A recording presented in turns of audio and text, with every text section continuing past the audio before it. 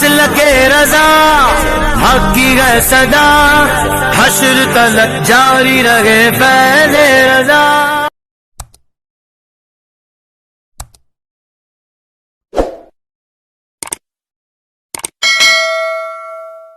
عثمان غنی، عثمان ذو النورین رضی اللہ تعالیٰ عنہ ارشاد فرماتے ہیں ایک نوجوان ایک عورت کے ہاتھ لگ گیا، اور جب اس کے ہاتھ لگا تو اس عورت نے اس جوان کو پکڑ لیا، اور پکڑنے کے بعد اس کو کہا دیکھو یا تو تم میرے بت کو سجدہ کرو، یا تو تم میرے بچے کو قتل کرو، یا پھر تم شراب پیو۔ حضرت عثمان ذو النورین کہتے ہیں وہ جوان نے سوچا بت کو سجدہ کرنے سے مشرک ہو جاؤں گا، ایمان چلا جائے گا، اور فرماتے ہیں حضرت عثمان غنی اس جوان نے سوچا بچے کا ناحق قتل کروں گا تو یہ قتل بھی جنت سے محروم کر دے گا، سب سے چھوٹی چیز شراب ہے، چلو شراب کے چند گھوٹ پینے سے جاتا کیا ہے۔ اس جوان نے شراب کا ایک پیالہ پیا اور دوسرے کا مطالبہ کیا، دوسرا پیا تو تیسرے کا مطالبہ کیا، حتیٰ کہ شراب کے نشے میں بد مست ہو گیا، اور جب وہ شراب کے نشے میں ڈوب گیا تو اس وقت اس عورت نے اللہ اکبر اس سے اپنے آپ سے زنا بھی کروایا، بچے کا قتل بھی کروایا، اور اپنے بت کو سجدہ بھی کروایا۔ میرے آقا صلی اللہ علیہ وسلم کے دیوانوں، میں آپ سے پوچھنا چاہتا ہوں یہ شراب ام الخبائث ہے، یہ تباہی اور بربادی کے دہانے پر لے جانے کی چیز ہے۔ نشہ اللہ اکبر ہمارے جوانوں کو تباہی کے دہانے پر پہنچا رہا ہے۔ آئیے اپنے آقا کریم کی امت کو گناہ سے بچانے کے لیے آج ہم عہد کریں، حالانکہ یہ نیا سال ہمارا نیا سال نہیں ہے، شریعت عیسوی منسوخ ہو چکی ہے، لیکن اگر عرف میں پہچان کے لیے کوئی اس کو نیا سال کہتا ہے تو ٹھیک ہے، کوئی بات نہیں۔ اگر یہ نیا سال لوگوں کے درمیان شروع ہو رہا ہے تو ہم عہد کریں یا رسول اللہ ہم آپ کے ساتھ تجدید وفا کرتے ہیں، عہد وفا کرتے ہیں، اور جو عہد وفا کیا تھا اس کی تجدید کرتے ہیں۔ یا رسول اللہ نہ ہم خود گناہ کریں گے نہ آپ کے کسی امتی کو گناہ کرنے دیں گے۔ میرے آقا ارشاد فرماتے ہیں جو کسی میرے امتی کو گناہ سے بچا لیتا ہے گویا وہ اسلام کو نئی زندگی عطا کرتا ہے۔ اللہ اکبر۔ اور نشے میں نوجوان اتنے ڈوبتے جا رہے ہیں کہ اللہ اکبر مسلم آبادی کے اندر نشہ آور چیزیں فروخت کی جا رہی ہے، منصوبہ بند طریقے سے مسلم نوجوانوں کو نشے کا عادی بنایا جا رہا ہے۔ میں والدین سے کہوں گا بالخصوص کالجوں کے اندر جاسوس چھوڑے جا رہے ہیں، یونیورسٹیوں میں جاسوس چھوڑے جا رہے ہیں کہ مسلمانوں کا کون سا بچہ ہے جو پڑھ لکھ کر کے ترقی کر سکتا ہے، بلندی پر جا سکتا ہے، اور وہ اللہ اکبر قوم کی قسمت کے ستارے کو اللہ اکبر اوج سریا تک جو ہے وہ لے جانے کی کوشش کر سکتا ہے۔ ایسے نوجوانوں کو دو چیزوں میں ملوث کیا جا رہا ہے، ملک کی دہشت گرد اور فرقہ پرست تنظیمیں ان نوجوانوں کے درمیان لڑکے بھی بھیجتے ہیں اور لڑکیاں بھی بھیجتی ہیں۔ خاص طور پر میرے جو نوجوان یونیورسٹی اور کالج میں پہنچ کر سوچتے ہیں کہ ہم نے کالج اور یونیورسٹی میں پہنچ گئے تو اب ہم گویا کہ کوئی تیسری مخلوق ہو گئے ہیں، ہمیں ان لوگوں سے کیا لینا، یہ لوم چلانے والے بیکورڈ ہیں، یہ اللہ اکبر گھریلو کام کاج کرنے والے معاذ اللہ ذلیل اور رسوا لوگ ہیں، اور وہ اپنی آپ کو بہت ہائی کوالٹی کے لوگ سمجھتے ہیں۔ یاد رکھنا کسی مسلمان کو حقیر نہ سمجھنا، جس کو اللہ نے امت محمدیہ میں پیدا کیا یہ اس کی سب سے بڑی فضیلت ہے۔ جس کو قرآن میں اللہ نے یا ایھا الذین آمنوا کا خطاب عطا فرمایا، ان سے بڑھ کر کے وی آئی پی کون ہوگا، ان سے بڑھ کر عظمت والا کون ہوگا، ان سے بڑھ کر بزرگی والا کون ہوگا۔ میرے آقا صلی اللہ علیہ وسلم کے دیوانوں، تو میری قوم کے کچھ نوجوان اپنے آپ کو روشن خیال تصور کرتے ہیں، یہ روشن خیالی نہیں، یہ فکر کی تاریکی ہے، یہ فکر کا بودا پن ہے۔ مسلم مذہبی جوانوں سے دوستیاں توڑ کر مشرک جوانوں سے دوستیاں جوڑتے ہیں، ان کی طرح کھائیں گے، ان کی طرح رہیں گے، محلے میں آدھی آدھی چڈی پہن کر گھومنے میں فخر محسوس کرتے۔ او بدبختو، اللہ کے حبیب صلی اللہ تعالی علیہ وسلم نے ارشاد فرمایا کہ جب جب کافر، جو تم دوست بناتے ہو نا کافروں کو دوست مت بناؤ، جب جب تمہیں اچھائی پہنچے گی تو کافر کو برا لگے گا، جب تمہیں خوشی ہوگی تو اس کو غم ہوگا، اور جب تمہیں غم ہوگا اسے خوشی ہوگی. کافر کبھی مومن کا دوست نہیں ہو سکتا. اللہ پاک قرآن میں فرماتا ہے وَلَن تَرْضَىٰ عَنْكَ الْيَهُودَ وَلَا النَّصَارَىٰ حَتَّىٰ تَتَّبِعَ مِلَّتَهُمْ. یہودی اور نصرانی تم سے کبھی یہ کفر کی دنیا خوش نہیں ہو سکتی جب تک کہ تم خود ان کا مذہب اختیار نہ کر لو. تم ان سے دوستی کر کے یہ سوچتے ہو ہم روشن خیال ہے. یہ خیالات کی تاریکی ہے تاریکی. اللہ رب العزت نے کافروں کی محبت اور مودت سے منع فرمایا. ضرورت کے مطابق جیسے کام کے لیے کسی سے سامنا پڑتا ہے بس اتنا. ان کو دوست مت بناؤ. دوست تو کہتے ہیں جس سے محبت کی جائے, جس سے پیار کیا جائے. اور جب دوستی ہوتی ہے تو پھر ان کے تہواروں میں بھی جاتے ہو. مشرکین کے تہواروں میں مسلم نوجوان جاتے ہیں اور اپنے ہاتھوں کے اندر گنڈے بندواتے ہیں. میں اس کا نام نہیں لوں گا, آپ کو پتا ہے. دوست کی بہن بھی دوست بہن ہو گئی اور اس کے ہاتھوں سے راکیاں بندوائی جاتی ہے. یہ کفر ہے, اس لیے کہ یہ شعار کفر ہے. اس لیے فقہا نے فرمایا کفر ہے. حضرت مجدد الفسانی شیخ احمد سرہندی رحمت اللہ علیہ فرماتے ہیں جو مشرکین کے تہوار میں جائز سمجھ کر شرکت کرے یہ بھی کفر ہے. امام اہل سنت اعلی حضرت نے یہاں تک لکھا کہ جن دنوں مشرکین تہوار کے موقع پہ مٹھائی خریدتے ہیں ان کی مشابہت اختیار کرنے کے لیے اس تہوار کے موقع پہ جو مٹھائی خریدے گا یہ بھی کفر ہے. ایمان اور کفر میں اتنا باریک اور کمزور رشتہ ہے. جیسے آٹے سے بال نکل جاتا ہے خبر نہیں ہوتی, ویسے دلوں سے ایمان نکل جاتا ہے. مشرکین کے تہوار کے موقع پر ان سے مشابہت اختیار کرتے ہوئے مٹھائی خریدنا کفر ہے. تو یہ جو ناچ رہے ہو یہ کیا ہے؟ یہ جو میوزک بجا رہے ہو یہ کیا ہے؟ یہ جو شراب کی محفلیں سجا رہے ہو یہ کیا ہے؟ یہ جو پٹاخے پھوڑ رہے ہو یہ کیا ہے؟ ارے جو مذہب مصطفیٰ جان رحمت کی میلاد کے موقع پر پٹاخے پھوڑنے کی اجازت نہیں دیتا, وہ 31 نائٹ کو پٹاخے پھوڑنے کی اجازت کیسے دے سکتا ہے؟ جو مذہب مصطفیٰ جان رحمت کی ولادت کی خوشی کے موقع پر, حضور کی ولادت کا ذکر اس لیے کر رہا ہوں کہ مسلمانوں کا سب سے بڑا تہوار, عید سے بھی بڑا, بقرعید سے بھی بڑا, لیلۃ القدر سے بھی بڑا اگر کوئی تہوار ہے تو میلاد مصطفیٰ ہے, کیونکہ یہ میلاد النبی کی شب 1000 شبائے قدر سے افضل ہے. ایک نہیں 1000 شبائے قدر سے افضل ہے. اور اس کو صرف سنی علماء نے نہیں بلکہ مولوی اشرف علی تھانوی نے بھی لکھا کہ شب میلاد 1000 شبائے قدر سے افضل ہے. بلکہ وہ تو یہ بھی کہتے ہیں کہ شب جمعہ بھی شب قدر سے افضل ہے. مولوی اشرف علی تھانوی صاحب اعلیٰ حضرت نے بھی اس کو لکھا کہ شب جمعہ شب قدر سے افضل ہے. امام احمد ابن حنبل کے حوالے سے مدارج النبوہ میں شیخ عبدالحق نے بھی لکھا کہ شب جمعہ شب کیوں, اور میرے امام نے تو لکھنے کا حق ادا کیا. فرماتے شب جمعہ شب قدر سے افضل اس لیے ہے کہ شب جمعہ ہی میں نور محمدی عبداللہ کی پیشانی سے رضی اللہ تعالیٰ عنہ سلام اللہ علیہ, ان کی پیشانی سے نور نکل کر سیدہ آمنہ سلام اللہ علیہ کے پیٹ میں آیا. تب اعلیٰ حضرت کا قلم بھی تو قلم ہے نا. اعلیٰ حضرت فرماتے ہیں اس شب جو نعمت مسلمانوں کو ملی اب قیامت تک یہ نعمت کب مل سکتی ہے؟ نور مصطفیٰ کا منتقل ہونا. تو نور شکم آمنہ میں آیا, وہ رات شب قدر سے افضل ہو گئی. اور جس دن وہ نور زمین پہ قدم رنجا ہوا وہ دن ساری عیدوں سے بڑھ کر عیدوں کی عید ہو گیا. لوگ کہتے ہیں قرآن کے اندر عید میلاد کا ذکر کہا ہے. میں نے کہا پڑھ سورہ والضحیٰ. اللہ فرماتا ہے والضحیٰ واللیل اذا سجا. اٹھا کر دیکھ تفسیر عزیزی, اسماعیل دہلوی کا چچا لکھ رہا ہے جو ہمارا آقا ہے. شاہ عبدالعزیز لکھتے ہیں کیونکہ امام اہل سنت نے لکھا کہ قرآن کی ایک آیت کی 70 ہزار تفسیر ہے.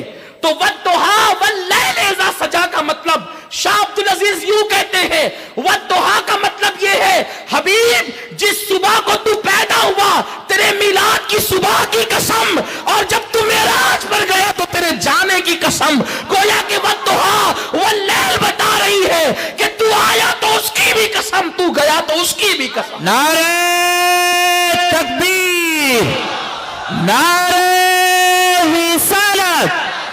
مسلک اعلی حضرت. لوگ کہتے ہیں میلاد قرآن میں کہہ رہے ہیں، جس کی قرآن میں اللہ قسم یاد کرے وہ میلاد کا دن ہے. عید الفطر کی قسم یاد نہیں کی، عید میلاد کی قسم قرآن میں اللہ یاد کر رہا ہے. اور اس کی تفسیر اعلیٰ حضرت نے یہ نہیں لکھی، شاہ عبدالعزیز نے لکھی. جس گھر سے وابیت کا چوہا نکلا اسی گھر سے ایمان کا نور بھی اس طرح پھوٹ رہا ہے کہ اللہ کے حبیب علیہ السلام کی عظمت کے ڈنکے وہ خاندان کے لوگ بجاتے ہوئے نظر آ رہے ہیں. تو عرض یہ کر رہا تھا، میلاد کا ذکر اس لیے کر رہا ہوں کہ یہ عیدوں کی عید ہے، یہ عیدوں کی. بلکہ آپ کو کہوں، لوگ 31 کو آمد عیسیٰ مناتے ہیں.